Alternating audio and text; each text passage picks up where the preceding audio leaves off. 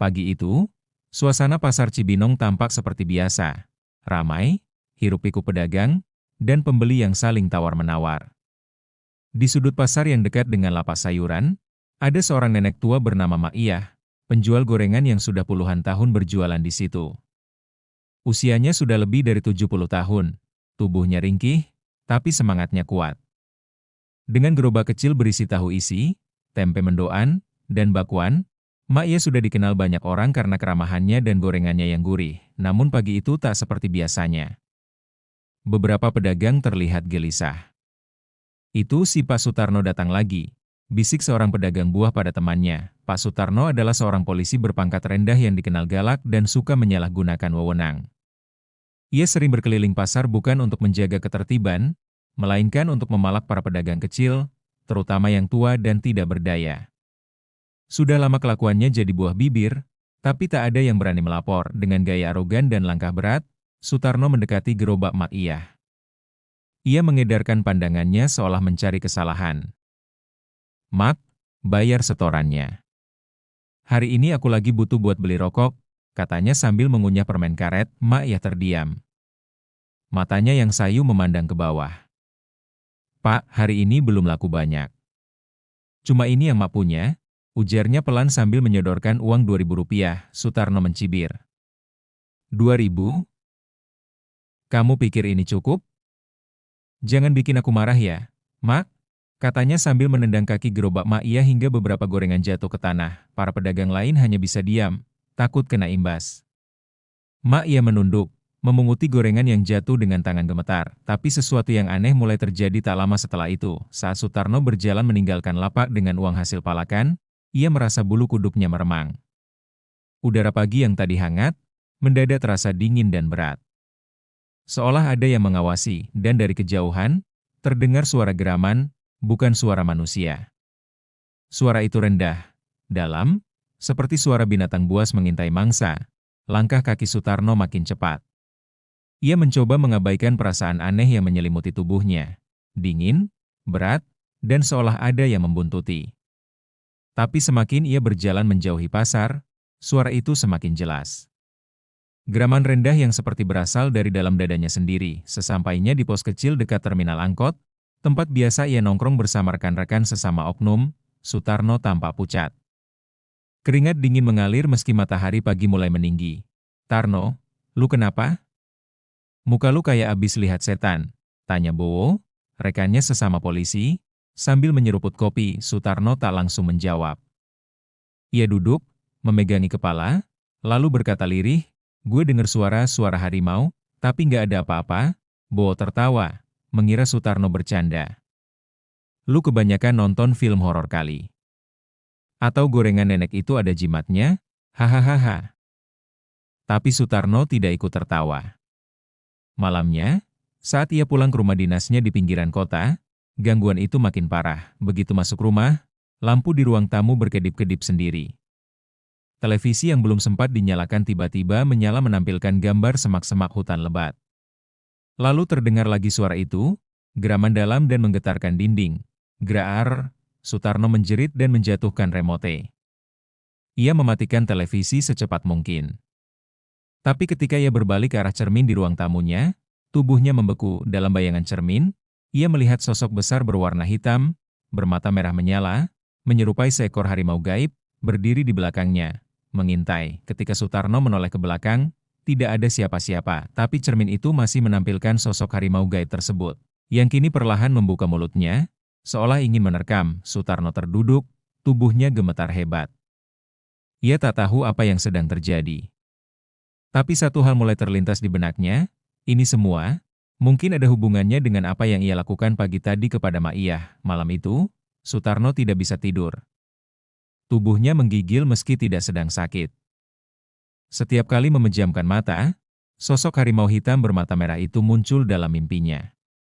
Bukan hanya melihat, tapi kini mengejarnya, menerkam, bahkan mencakarnya sampai tubuhnya berdarah-darah. Sutarno terbangun dengan peluh membanjiri wajah. Tapi yang paling mengerikan bukanlah mimpi itu, melainkan 3 bekas cakaran panjang yang nyata-nyata ada di punggungnya. Bekas luka segar, merah, dan terasa panas seperti terbakar. Ia menganga menatap bayangannya di cermin kamar mandi. Apa-apaan ini? Gumamnya. Gue kan cuma minta uang sama nenek itu. Masa sampai begini? Paginya, Sutarno tak berani ke kantor. Ia izin sakit. Tapi justru saat berada di rumah, gangguan itu semakin menjadi-jadi. Bau anyir darah memenuhi ruangan, suara auman harimau terdengar berulang-ulang di langit-langit rumah, dan setiap ia menatap cermin atau jendela, selalu ada bayangan besar menyerupai seekor harimau mengintainya di kejauhan. Akhirnya, karena tak tahan, Sutarno memutuskan pergi ke seorang dukun tua yang dikenal bisa mengobati gangguan gaib. Namanya Mbah Wiryo, tinggal di sebuah desa kecil di kaki bukit. Sesampainya di sana, Mbah Wiryo langsung memandang Sutarno dalam-dalam. Ia tidak tersenyum. Wajahnya serius, bahkan sedikit muram. Kau dihantui bukan oleh jin biasa. Ini siluman. Harimau penjaga. Ia bukan datang untuk menakutimu, tapi untuk menghukum, kata Mbah Wiryo sambil menyalakan dupa. Sutarno mencoba membantah, tapi saya nggak bunuh siapa-siapa, Mbah. Cuma, ya, kemarin saya minta uang dari seorang nenek di pasar. Mbah Wiryo memejamkan mata. Suara mantra pelan terdengar dari bibirnya. Beberapa menit kemudian, ia berkata dengan suara berat, nenek itu bukan orang sembarangan, Nak. Ia dijaga oleh leluhur yang menitis dalam wujud harimau gaib. Kau telah menyentuh yang dilindungi, dan sekarang roh penjaganya menuntut balas. Sutarno langsung pucat. Ia belum pernah percaya hal mistis seperti ini. Tapi sekarang semuanya terasa nyata, dan mematikan. Kau hanya punya satu jalan selamat, lanjut Mbah Wiryo. Kembalikan apa yang kau ambil. Datang sendiri. Minta maaf sepenuh hati sebelum semuanya terlambat. Sutarno mengangguk. Tapi dalam hatinya, ia masih diliputi keraguan. Apa mungkin sesederhana itu? Atau, sudah terlambat? Setelah pulang dari rumah Mbah Wiryo, hati Sutarno masih diliputi kecemasan. Bekas cakaran di punggungnya mulai membiru seperti membusuk. Bau anyir darah makin kuat setiap malam, dan suara harimau gaib itu terus menghantuinya, bahkan saat ia sedang duduk di kamar mandi atau berdoa pagi itu, dengan tubuh lemah dan pikiran yang kacau, Sutarno memberanikan diri untuk kembali ke pasar. Ia mengenakan pakaian sipil agar tak menarik perhatian. Tangannya menggenggam amplop berisi uang 200.000, jumlah yang jauh lebih besar dari yang ia ambil kemarin. Langkahnya goyah saat mendekati lapak gorengan Maiyah, tapi saat ia tiba, lapak itu kosong. Gerobaknya tidak ada. Karung bekas tempat menaruh gorengan pun tak terlihat. Seakan-akan Maiyah menghilang begitu saja. Sutarno menghampiri pedagang di sebelah. Bu, nenek penjual gorengan yang biasa di sini, kemana ya? Tanyanya gugup. Pedagang itu menatap Sutarno dari ujung kepala sampai kaki. Loh, Pak? Maiyah itu sudah meninggal 3 hari lalu. Sutarno tercekat. Apa? Tapi, saya ketemu dia kemarin pagi. Enggak mungkin. 3 hari lalu beliau jatuh di dapur, kepalanya terbentur, lalu meninggal saat dibawa ke puskesmas. Semua orang pasar tahu. Bahkan kita udah kirim sumbangan buat keluarga beliau. Dunia seakan berputar bagi Sutarno. Ia mundur perlahan, wajahnya pucat, tubuhnya mulai limbung. Jika Maiyah sudah meninggal 3 hari lalu, maka, siapa yang dia pala kemarin? Amplop di tangannya terjatuh ke tanah. Tangannya gemetar hebat, tiba-tiba dari kejauhan, ia mendengar lagi suara geraman harimau. Tapi kali ini lebih dekat dan disusul oleh suara langkah kaki berat seperti makhluk besar yang berjalan perlahan, menghantam tanah satu persatu. Bergegas, ia mengambil amplop dan berlari keluar dari pasar, tak berani menoleh sedikit pun. Tapi entah kenapa, saat ia berlari di tengah keramaian pasar, orang-orang seperti tak melihatnya. Beberapa bahkan menabraknya, tapi tak ada yang meminta maaf. Tak ada yang menyapanya, seolah ia sudah tidak terlihat di mata manusia biasa. Sutarno terus berlari keluar dari pasar, napasnya tersengal, peluh membanjiri wajahnya. Namun ada satu hal yang lebih menakutkan daripada suara geraman harimau atau cakaran di punggungnya, yaitu kenyataan bahwa orang-orang di sekitarnya tak bisa melihatnya. Ia berlari menyeberang jalan, bahkan sebuah motor nyaris menabraknya. Tapi si pengendara hanya melaju, tanpa reaksi, seolah tak ada siapa-siapa di sana. Sutarno berhenti di tepi trotoar, menatap tangannya sendiri. Jemarinya mulai terlihat samar, nyaris transparan seperti asap. Ini nggak masuk akal, gumamnya. Panik, ia segera menuju ke rumah adiknya, Rizka, satu-satunya keluarganya di kota itu. Rumah kecil bercat hijau itu masih seperti biasa. Ada pot-pot bunga di teras dan jemuran baju di belakang. Ia mengetuk pintu keras-keras. Rizka. Ini aku, Mas Tarno. Tolong bukain. Teriaknya sambil terus mengetuk, tapi tak ada jawaban. Ia nekat membuka pintu yang ternyata tidak dikunci, lalu masuk ke ruang tamu. Di dalam, Rizka sedang duduk bersama suaminya sambil menonton televisi. Di meja, ada foto kecil, foto dirinya, Sutarno, dengan pita hitam di ujungnya. Pemakaman almarhum Bribka Sutarno akan dilakukan hari ini jam 3 sore. Pihak kepolisian menyatakan beliau ditemukan meninggal secara misterius di rumah dinasnya, tanpa luka luar, namun wajahnya terlihat sangat ketakutan. Suara berita di TV menggema, Sutarno membeku. Matanya melebar, napas tercekat. Ia perlahan mendekati televisi dan melihat siaran langsung. Peti jenazahnya sendiri sedang diusung menuju mobil ambulans. Beberapa rekan sesama polisi ikut mengantar. Salah satunya adalah Bowo, yang tampak murung dan heran. Nggak mungkin, ini mimpi. Ini pasti mimpi. Teriak Sutarno panik, mencoba mengguncang bahu adiknya. Tapi tangannya menembus tubuh Rizka tanpa menyentuh apapun, tangis putus asa meledak dari mulutnya. Semua penjelasan Mbah Wiryo kini terasa masuk akal. Harimau gaib itu, bukan hanya menghukumnya, tapi telah membawanya keluar dari dunia.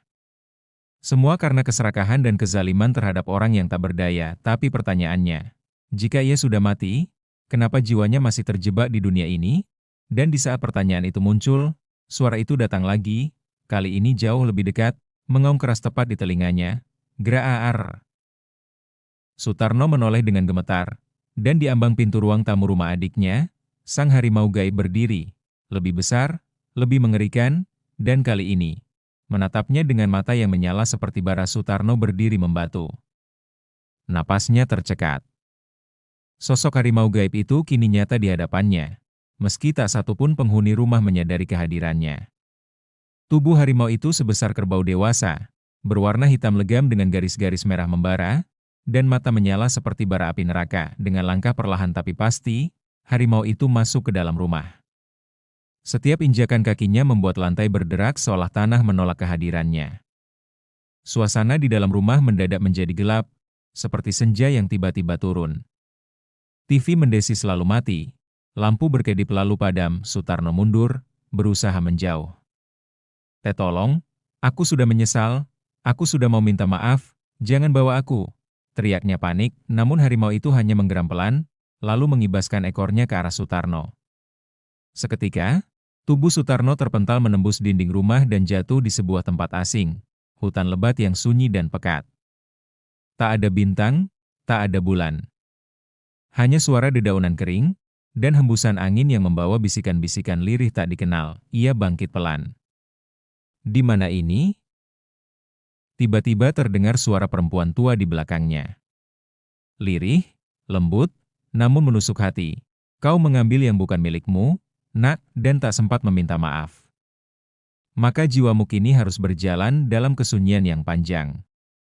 Sutarno menoleh, dan melihat Maiyah, berdiri di balik kabut tipis. Namun wajahnya tak seperti kemarin. Wajahnya pucat, matanya kosong, dan tubuhnya dikelilingi oleh bayangan-bayangan roh leluhur yang berubah wujud menyerupai harimau kecil berwarna putih. Aku benar-benar minta maaf, Mak, isak Sutarno, bersimpu di tanah yang dingin. Maia menatapnya sebentar, lalu berkata pelan, penyesalanmu tak salah. Tapi waktu yang kau miliki sudah habis. Tiba-tiba, hutan bergetar. Dari balik pepohonan gelap, harimau gaib besar itu muncul lagi, kali ini dengan sorotan mata yang berbeda. Bukan marah, tapi dingin dan penuh keputusan. Ia berjalan mendekat dan mengaum sekali, menggetarkan tanah dan langit, dan tanpa berkata apa-apa, makhluk itu menggigit leher Sutarno, namun tak mencabik, hanya menarik rohnya, membawanya pergi, terbang ke langit yang tidak berwarna, menuju alam gaib tempat jiwa-jiwa yang belum selesai urusannya, tapi tak bisa kembali. Di dunia nyata, adik Sutarno, Rizka, menangis di depan peti jenazah kakaknya. Sementara itu di kejauhan, seorang kucing loreng menatap ke arah makam Sutarno dengan mata tajam, sebelum perlahan menghilang di balik pepohonan. Setelah ditarik oleh harimau gaib ke langit tanpa warna, jiwa Sutarno tidak langsung lenyap. Ia terbang melayang-layang di dalam ruang kosong yang tak berbentuk, tanpa arah, tanpa waktu. Ia seperti terjebak di antara dua dunia.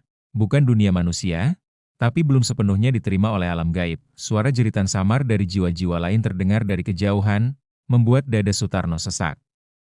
Mereka semua terdengar seperti arwah-arwah yang juga tersesat, dihukum karena kesalahan duniawi yang tidak sempat ditebus. Apakah ini neraka? Tanya Sutarno dalam hati. Tubuhnya menggigil, namun suara berat terdengar dari balik kabut. Belum. Tapi kau mendekatinya. Sutarno menoleh. Di hadapannya berdiri sosok lelaki tua berpakaian putih, berjanggut panjang dan membawa tongkat kayu. Matanya tajam, namun penuh belas kasihan. Di belakang pria tua itu, berjajar makhluk-makhluk aneh, ada yang menyerupai manusia dengan wajah terbakar, ada yang bersayap hitam, dan ada pula yang mirip harimau-harimau kecil duduk melingkar dalam formasi melindungi. Kau punya pilihan terakhir, ujar lelaki tua itu. Rohmu belum benar-benar ditolak. Tapi untuk kembali, kau harus menyelesaikan yang tertunda. Sutarno bingung. Tapi, aku sudah mati. Aku nggak bisa kembali ke tubuhku. Lelaki tua itu menunjuk ke arah bumi, dan memperlihatkan penglihatan dari atas. Makam Sutarno, tanahnya masih baru, belum kering. Beberapa polisi berdiri mengelilingi makam, berdoa. Rizka tampak masih menangis. Kau akan diberi waktu 3 hari. Tapi bukan sebagai manusia, melainkan sebagai bayangan. Kau harus menuntaskan penyesalan, menebus kesalahan, dan memastikan bahwa yang kau lukai, menerima maafmu. Sutarno menunduk, tubuhnya gemetar. Bagaimana caranya kalau dia sudah mati? Lelaki tua itu menjawab dengan lirih, jiwa tak pernah mati. Ia hanya berpindah tempat. Dan beberapa, masih bisa kau temui, bila hatimu cukup tulus. Seketika itu juga, tubuh Sutarno diselimuti cahaya biru. Lalu dalam sekejap, rohnya dilempar kembali ke dunia, tapi kali ini ia tidak lagi dalam bentuk manusia. Ia bangkit dari tanah dekat pasar, sebagai sosok bayangan transparan, ringan, tak terlihat, tapi masih bisa merasakan semuanya. Waktunya 3 hari telah dimulai. Ia harus mencari jiwa Ma'iyah, meminta maaf dengan tulus, dan memperbaiki luka yang ia timbulkan. Jika gagal, maka jiwa Sutarno akan ditelan oleh kegelapan abadi. Sutarno kini kembali ke dunia, bukan sebagai manusia, melainkan sebagai bayangan roh. Tubuhnya transparan, seperti asap. Ia tak bisa menyentuh benda, tak bisa berbicara langsung, dan tak bisa dilihat manusia. Tapi ia bisa merasa, bisa berpikir, dan yang terpenting, ia punya 3 hari untuk memperbaiki kesalahan. Ia berdiri di tepi pasar Cibinong yang pagi itu kembali sibuk seperti biasa. Namun semua terasa berbeda baginya. Suara pasar yang ramai justru terdengar seperti gaung kosong. Warna-warna sekitar tampak lebih pudar. Yang paling jelas hanyalah energi roh. Ia kini bisa melihat jejak-jejak cahaya yang ditinggalkan oleh jiwa-jiwa tertentu. Dan di salah satu sudut pasar, ia melihatnya, sebuah jejak cahaya keemasan mengarah ke gang sempit di belakang pasar, tempat orang jarang lewat. Seperti naluri, ia tahu, itu jejak jiwa Ma'iyah. Tanpa ragu, ia mengikuti cahaya itu, melewati lorong-lorong gelap dan tembok-tembok lembab yang dipenuhi coretan.